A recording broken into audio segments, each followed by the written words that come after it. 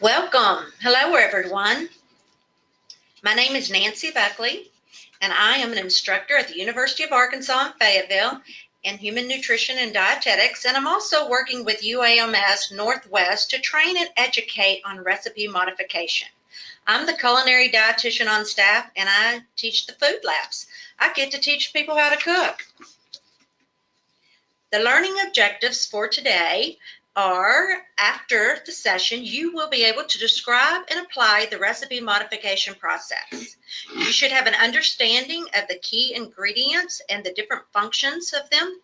You will be able to identify ingredient substitutions in recipes and apply key recommendations from the dietary guidelines on creating healthy meal patterns. Okay, so why do we eat what we eat? Well, the research tells us that the number one reason is taste. People choose food because it tastes good to them. Appearance and aroma are next and usually noticed first. If it looks good and smells good, we are more likely to try it. Some people will choose foods because they are better for them, but if they don't taste, look, and smell good, people are less likely to eat them. That's why it is important in our jobs to make nutritious foods taste, look, and smell good so that they become the preferred choice. People will also choose foods based on culture, religion, budget, sociological, and psychological reasons, and those are going to vary greatly depending on the community and the type of food service organization. About half of all American adults, 117 million individuals, have one or more preventable chronic diseases, many of which are related to poor eating habits and physical activity patterns. Preventable chronic diseases include cardiovascular disease, diabetes, breast cancer, colon cancer, osteoporosis, and low bone mass, especially in women. The 2015-2020 Dietary Guidelines tells us that for the past 25 years, more than half of the adult population in the United States has been overweight or obese. And between 2009 and 2012, nearly 1 out of 3 children between the ages of 2 and 19 were overweight or obese. Almost all Americans could benefit from shifting choices to support healthy eating patterns. 75% of the population has a low intake of fruits, vegetables, dairy, and oils. Over half the population exceeds grains and protein food recommendations, but don't meet the subgroup recommendations as in whole grains and fish or shellfish as a protein source. And most exceed recommendations for added sugar, saturated fat, and sodium. An eating pattern is defined as the combination of foods and beverages that constitute an individual's complete dietary intake over time. Here are the key recommendations to create healthy eating patterns and how to follow the 5 guidelines for individuals from the Dietary Guidelines from 2015-2020. A healthy eating pattern includes a variety of vegetables, including dark green, red, and orange, legumes, which are peas and beans, starchy and other. Fruits, mainly whole fruit. Grains, make those half whole grains. Half of your grains should be whole grains. Fat-free or low-fat dairy, including milk, yogurt, cheese, or soy beverages. A variety of protein foods, including seafood, lean meats, poultry, eggs, legumes, nuts, seeds, and soy products, and healthy oils. Other key recommendations are saturated fats and trans fats added sugars and sodiums need to be limited. Consume less than 10% of calories per day from added sugars. Consume less than 10% of calories per day from saturated fats. And less than 2,300 milligrams per day of sodium. These limits can help individuals make healthy eating patterns within calorie limits. All Americans should be meeting the physical activity guidelines for Americans to promote health and reduce the risk of chronic disease. Learning how to modify recipes to improve nutritional health is an important part of creating a healthy eating pattern. The culinary nutrition recipe modification process provides a step-by-step procedure for modifying an existing recipe into a healthier version that upholds the flavor and integrity of the original dish. Recipes can be modified to reduce the amounts of sugar, fat, sodium, and/or calories. Recipes can also be modified for specific health or dietary reasons. The 6 steps of the culinary nutrition recipe modification process include evaluating the original recipe for sensory and nutritional qualities, establishing goals, identifying modifications or substitutions, determining the functions of the identified modifications or substitutions, selecting appropriate modifications or substitutions, and testing the modified recipe to evaluate sensory and nutritional qualities. Knowing the functions of ingredients helps when modifying recipes, and we're going to talk about a few of these during this presentation. Cooking methods are another way to modify a recipe. Moist cooking methods require less fat because they include water. However, not everything will taste good that is cooked that way. Imagine boiling a pot roast. Sometimes using a combination of cooking methods like pan-searing the roast first and a small amount of canola oil on the stove and then adding the liquid and finishing it off in the oven. It will produce a better tasting product. You should avoid frying as much as possible. French fries can be baked, okra can be grilled, and it's delicious. Here's an example of a spaghetti recipe that serves 50. It was taken from Food for 50 textbook by Mary Moult. We use this in the quantity foods class that I teach. According to the textbook, 1 serving of this recipe, which is 6 ounces of sauce and 4 ounces of cooked pasta, has 371 calories, 11 grams total fat and 4 grams of saturated fat, 48 grams of carbohydrate, 4 grams of fiber, 2 grams of sugar, 21 grams of protein, 47 grams of cholesterol, and 1,090 milligrams of sodium.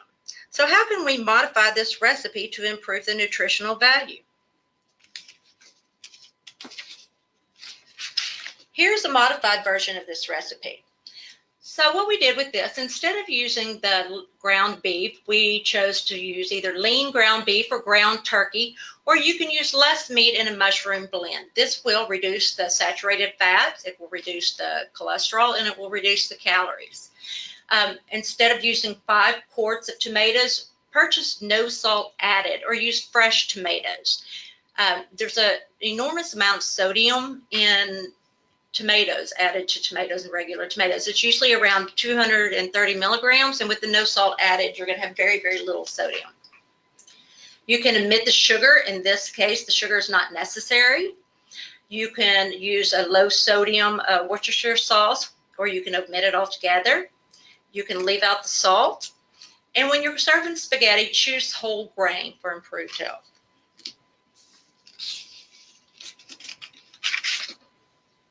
In order to meet nutritional needs within calorie limits, it's recommended that we eat a variety of foods from all of the food groups in the recommended amounts. Fruits and vegetables are low in calories and nutrient dense, and they're easy to incorporate into recipes. Many food service organizations serve foods with similar ingredients. For example, lasagna, pizza, and spaghetti are all very similar. They usually contain a tomato-based sauce, beef, pasta or bread, and maybe cheese. You can improve the nutritional value by adding vegetables to the sauce or as toppings or replacing them for some of the meat. You can use a different kind of meat, like turkey for beef is one example. Why not make a veggie lasagna or pizza? You can still use cheese, or you may want to try lower fat and lower sodium cheese. And since the low fat cheese doesn't melt as well as full fat cheese, you may want to save it as a topping. You could replace the mozzarella cheese in lasagna with low-fat or fat-free cottage cheese. You could also reduce the amount of meat in the spaghetti sauce and replace it with mushrooms, or leave it out and serve it as a marinara with fresh basil. If you regularly serve tacos, maybe try fish tacos with a mango salsa. Simple adjustments like this add variety, and that increases your chances of meeting the daily requirements.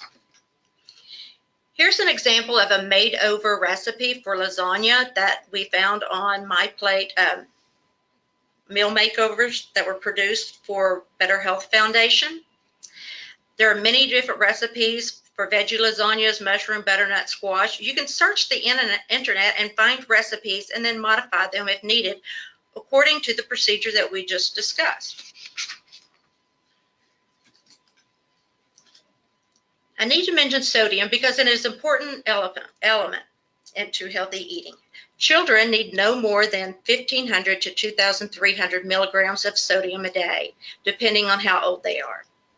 American children and adolescents are eating foods high in sodium that far exceed the daily recommended limit. Eating foods higher in sodium is associated with higher blood pressure. Eating lower sodium foods can lower blood pressure somewhat in children. Lower blood pressure during childhood can lower the risk of high blood pressure as an adult. Taste preferences for high sodium foods is developed when children are offered high sodium foods. When children eat low sodium foods, then low sodium foods are preferred. Human beings have a biological preference for sweet and salty flavors, and a lot of the sodium consumed isn't salt that we actually taste. The majority of sodium in the U.S. diet is in the form of processed foods. At least 75%. As you can see in this slide, the green area is the processed foods, represents processed foods. About 10% is added at the table and during cooking, and only around 10% is also just found naturally in foods. 5% can usually be attributed to other sources like baking powder or baking soda. But as you can see, the majority of sodium in our diets is going to come from processed foods. The 2015-2020 Dietary Guidelines for Americans recommends that Americans consume less than 2,300 milligrams. And just so you know, this is what 2,300 milligrams looks like. It is 1 teaspoon of salt. This is the maximum amount of sodium that is recommended on a daily basis. There are several methods that you can do to reduce some of the sodium in foods. You can rinse canned vegetables and beans to reduce about 40% of the sodium. Using ingredients to create soups where water or no salt added stocks, along with vegetables, helps to dilute the sodium levels and the absorption of sodium by increasing potassium. You can also not salt your water when you're boiling pasta, vegetables, or grains. And you can increase your culinary skills so that you rely less on pre-prepared food. Cooking skills are necessary for the greatest health benefit. You don't have to be a master chef. However, learning to rely less on processed foods, especially the ones highest in sodium and unhealthy fats, will help tremendously. Learning how to make food from scratch or just focusing on making the menu items that are the highest in sodium from scratch will significantly reduce your sodium levels. Making your own condiments, seasoning packets, soups, and sauces can also reduce the sodium. And substituting healthier oils for fats where appropriate will reduce the saturated fat level. We are now going to have a little question and answer session just to see what you know and provide greater detail in the recipe modification process. Which statement is true about using herbs to enhance your meals? A, you can substitute dried herbs for fresh herbs in equal amounts. B, dried herbs retain their flavor and aroma for several years. C, don't crush dried or fresh herbs. D, add fresh herbs towards the end of cooking. Or E, all of the above.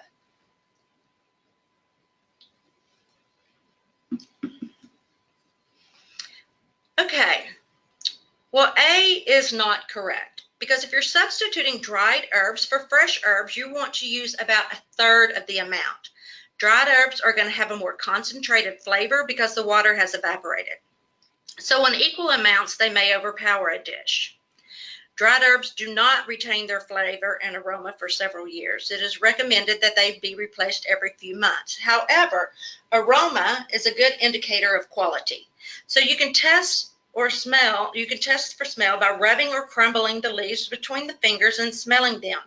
A weak or stale aroma is going to indicate an older, less potent herb. Dried herbs should be stored away from light and heat. Crushing dried and fresh herbs helps to release their flavor and is desired, so you can crush away.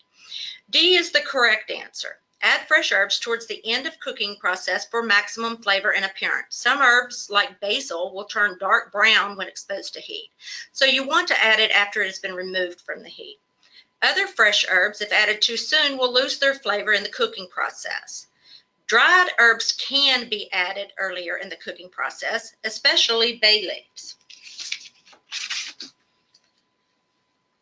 It is possible to create flavorful dishes without adding a lot of salt or high sodium ingredients. Aromatic ingredients such as onions, garlic, shallots, scallions are fundamental. They are usually added early in the recipe and sauteed so that the flavor and aroma has time to infuse other ingredients. Sometimes they are used raw, like in salsas, where they're added necessary to kick to the dish. Herbs and spices are essential to flavor. Fresh herbs in particular can lift the flavor of any food. The difference between an herb and a spice is herbs are the leaves of plants and spices come from some other place, like seeds, the bark, like cinnamon, or roots like ginger. Pungent ingredients add bold flavors. Mustard seeds and dry mustard, wasabi, horseradish, tamarind pods all add flavor, eliminating the need for excess sodium. Chilies add a pleasant heat. The bright, sharp flavors of acidic foods like citrus and vinegars can often reduce the need for salt. The zest is also used for additional flavor where appropriate. Okay, we're going to have another question. Which of the following healthy substitutes are effective in baked goods? Substitute canola oil for butter or shortening.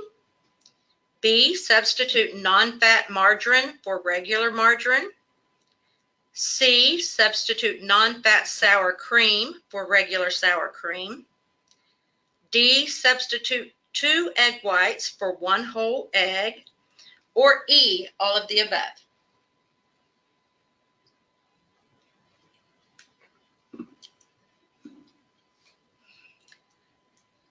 In baked goods, substituting canola or butter for butter or shortening will change the texture of the item. So this is incorrect. Non-fat margarine and non-fat sour cream have a lot of water, and this is going to affect the texture of the foods. If you are adding sour cream or margarine as a topping, by all means use the lower fat version, but just not in baked goods. You can substitute regular margarine for butter to reduce some of the saturated fat, but not the non-fat version. The correct answer is D. You can replace the yolk with an additional egg white.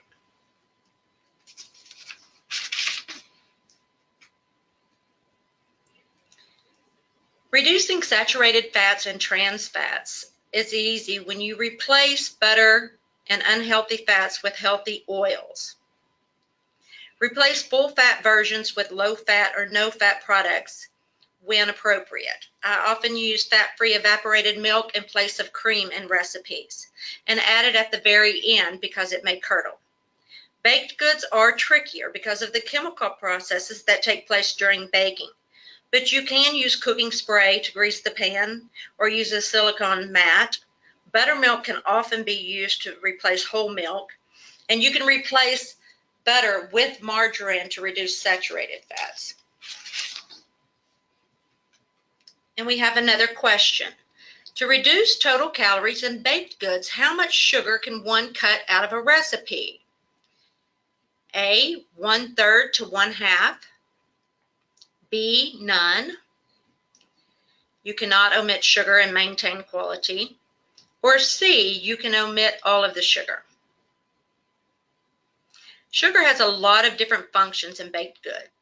It aids in browning, caramelization, aeration, fermentation, and yeast spreads, retains moisture, it is a tenderizer, and of course it is a sweetener. However, you can use less sugar and still maintain many of these functions in baked goods. The correct answer is A, 1/3 to 1/2.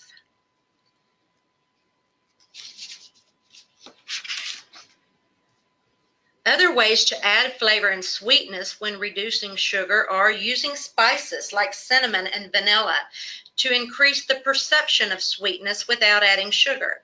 Other extracts will work just as well.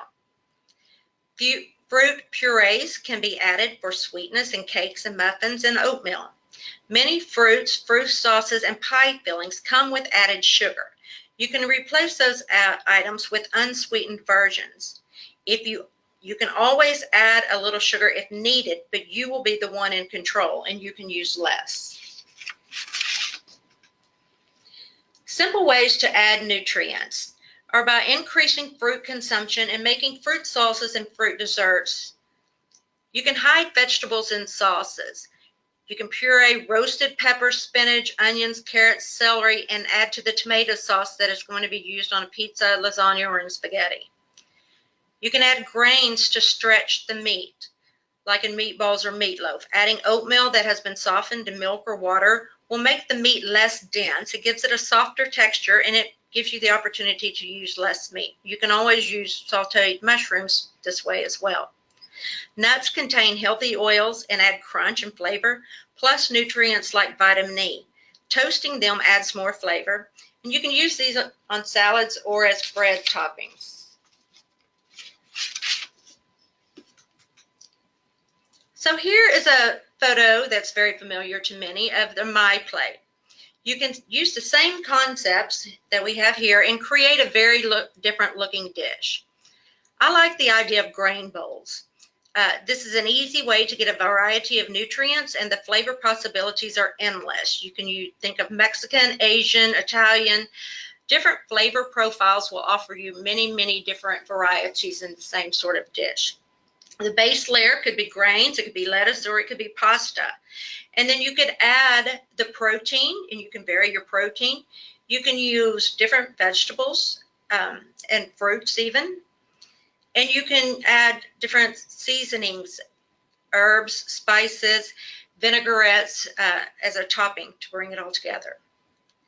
But you can see here your recommended My Plate can look very different. And grain bowls that are prepared and served this way give you an opportunity to use very common ingredients that you're often serving to in your meals and make them look a little bit different. They kind of garnish themselves, and it just makes food look more appealing.